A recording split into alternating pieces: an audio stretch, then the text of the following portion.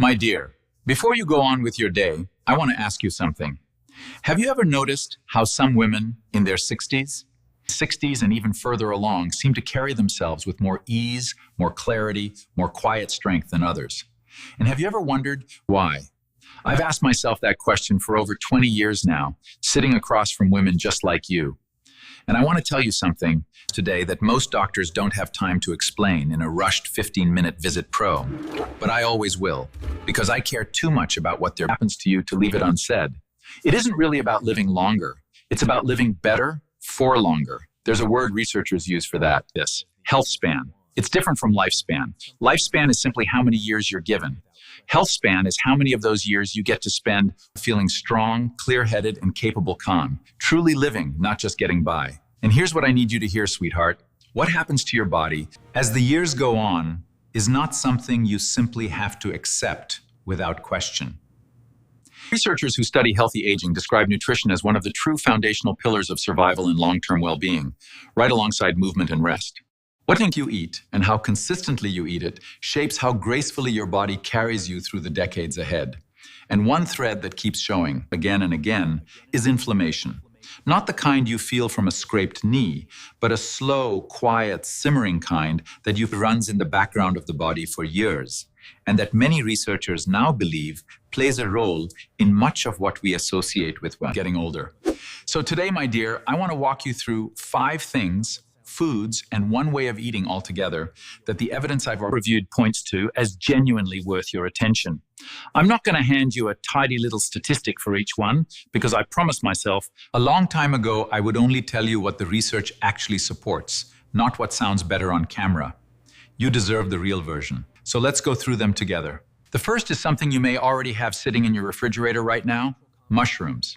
I know, it doesn't sound glamorous, but researchers who've reviewed the science on edible mushrooms have identified natural compounds within them, things like polysaccharides and phenolic compounds, that appear to help calm inflammatory activity in the body. This matters because chronic, low-grade inflammation is one of those quiet processes tied to so much of what we call aging. Now, here's what I want you to know about getting the most benefit from mushrooms. First, variety matters. Different mushrooms, shiitake, maitake, oyster, button, each carry a slightly different profile of these beneficial compounds, so rotating between a few kinds rather than sticking to just one gives your body a broader range of support. Second, cooking them properly matters too. Lightly sautéing mushrooms in a bit of extra virgin olive oil rather than boiling them tends to preserve more of their beneficial compounds, and it makes them so much more enjoyable to eat besides. Third, don't wash them under running water for too long. Just wipe them with a damp cloth. Mushrooms are a bit like little sponges, and soaking them means you lose some of what makes them worthwhile in the first place. I know this isn't a food that gets much attention on this channel, my dear, but sometimes the most powerful things are the ones sitting quietly in the produce aisle that nobody's talking about. The second is honey. Real, raw honey, not the overly processed kind that's mostly just sugar syrup with the good parts stripped away. Researchers reviewing evidence on honey have found that it contains meaningful amounts of polyphenols, plant compounds that appear to interact with the very inflammatory pathways connected to chronic disease. It's actually rather remarkable when you think about it. Something as simple and ancient as honey, used by cultures for thousands of years, still holding up as an object of serious scientific interest today. To get the most from honey, look for raw, unfiltered honey rather than the clear, uniform honey you see lining most grocery shelves. The cloudier appearance and the slight variation from jar to jar is actually a good sign. It means less processing, and processing is often what strips away the beneficial compounds we're after. Second, a spoonful stirred into warm water, not with boiling hot water, in the morning is a lovely, gentle way to include it daily, since very high heat can degrade some of those delicate compounds. Third, less is more here. This isn't a food to pour freely. A modest daily amount is enough to include it meaningfully in how you eat, without turning it into another source of added sugar in your day. The third one might be less familiar to you, and that's all right, because I want you to know about it regardless. It's called spirulina, a blue-green microalgae that's been studied quite extensively. Researchers who've reviewed its effects describe it as having those foods, my dear. That sounds almost too humble to matter, and yet the accumulated research keeps pointing back to it. If you'd like to try incorporating spirulina, Here is what I'd suggest. It typically comes as a powder or in tablet form, and the powder can be stirred into a smoothie alongside fruit to soften its rather strong oceanic flavor, because on its own, I'll be honest with you, it isn't the most pleasant. Start with a small amount, just a teaspoon or less, and let your palate adjust before using more.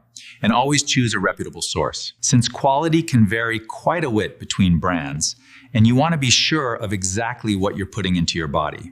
The fourth isn't a single food at all, but a whole way of eating. And I think it might be the most important one I'll share with you today.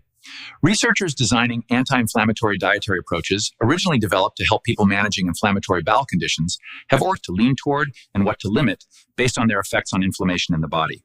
Separately, other researchers reviewing anti-inflammatory diets more broadly have found early but genuinely encouraging signs that this style of eating may help ease chronic fatigue alongside inflammatory markers.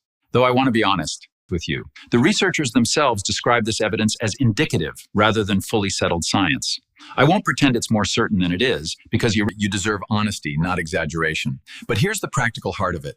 Lean your plate toward vegetables, fruit, whole grains, and healthy fats, like the extra virgin olive oil I've spoken about before, and limit heavily processed foods, refined sugar, and fried foods. This is a pattern that shows up again and again across the research, supportive of a calmer, less inflamed body. You don't need to overhaul your entire kitchen overnight, sweetheart. Start by simply asking yourself at each meal whether what's on your plate is closer to how nature made it, or whether it's traveled through a factory to get to you. That one question, asked consistently, quietly, changes how you eat over time.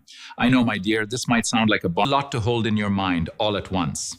So let me make it simpler. A pot of vegetable soup made with whatever's in season. A handful of berries added to your morning yogurt instead of a spoonful of sugar. A simple salad dressed with olive oil instead of a bottled dressing full of seed oils and preservatives. These are not complicated acts. They are small, quiet choices repeated day after day.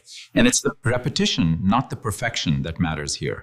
You will have days where you eat exactly this way and days where you don't. Both are perfectly right. What I care about is the direction you're moving in, not whether every single meal is flawless. Let me give you a simple picture. Breakfast might be plain Greek yogurt with berries and a drizzle of that raw honey we spoke about.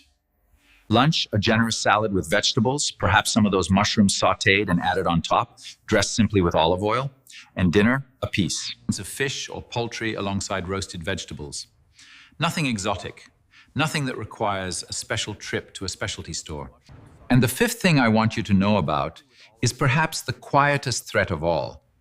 One that so few of my patients ever find: the slow loss of muscle strength and mass that comes naturally with age, something researchers call sarcopenia. It's closely tied to a higher risk of frailty, of falls, of losing the independence you've worked your whole life to hold on to. Nutrition scientists studying this are looking closely at whether it's individual nutrients like protein, whole foods, or entire eating patterns that matter most for protecting your muscles as you age. And the honest answer emerging from that research is that it seems to be some combination of all three working together rather than any single miracle nutrient. What this means for you, practically, is making sure protein has a steady, deliberate place at your table. Not just at dinner, but just spread more evenly across your meals. Eggs, fish, poultry, beans, Greek yogurt, these are all wonderful, accessible sources. And pairing that protein with regular movement, even gentle movement, gives your body what it actually needs to hold on to strength as the years go by. This isn't about vanity, my dear. It's about protecting the very strength that lets you live your life exactly as you choose to live it. I want to say something else here, because I think it matters deeply. So many women I've cared for over the years believe that losing strength as they age is simply inevitable, something to quietly accept, the way one accepts gray hair or reading glasses. And I understand why they believe that. So much of what we hear about aging is framed as decline, as loss, as things slipping away from us one by one. But the research on muscle health, one of active protection rather than passive acceptance. Your muscles respond to what you feed them and how you move them at nearly any age. That's not false optimism, sweetheart. That's simply what the science shows us. So let me be specific with you about movement, because food alone isn't quite the whole picture. You don't need a gym membership or an intimidating exercise routine. A daily walk, even a modest, carrying your own groceries instead of always asking for help, taking the stairs when you reasonably can, even simple resistance exercises with a light set of bands at home. All of these send your muscles the signal that they're still needed, still valued, still worth maintaining. Combine that consistent movement with steady protein at your meals, and you are doing something genuinely protective for your independence in the years ahead. So there they are: mushrooms, honey, spirulina, an anti-inflammatory way of eating, and protein to protect your strength. 5 things, none of them flashy, none of them requiring you to throw away everything in your pantry and start over. I could have given you a simpler list with a tidy number attached to each item, because that's what tends to perform well on channels like this one. But I made a promise to myself a long time ago that I would only ever tell you what the evidence actually shows, not the version that's easiest to sell. I know, my first dear, that by now you may be feeling a small flicker of overwhelm, wondering how you'll possibly remember all of this, let alone put it into practice starting today. So let me make it simple for you. Choose just one of these 5 things. Perhaps it's adding mushrooms to tonight's dinner, or a spoonful of raw honey in your tea tomorrow morning, or a short walk after lunch.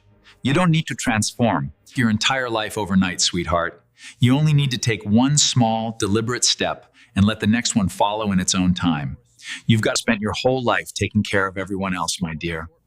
Let these 5 small changes be something you do just for you, for these next few weeks, and see how you feel. I care what happens to you, truly, and that's why I'll always choose to tell you the real version, even when it isn't the simplest one. That's not something I say lightly. It's something I mean every single time I sit down to talk with you like this. If this helped you see your own kitchen a little differently today, stay with me, because there's so much more I want to share with you about taking care of yourself the way you deserve. I'm not going anywhere, and I hope, in some small way, neither are you.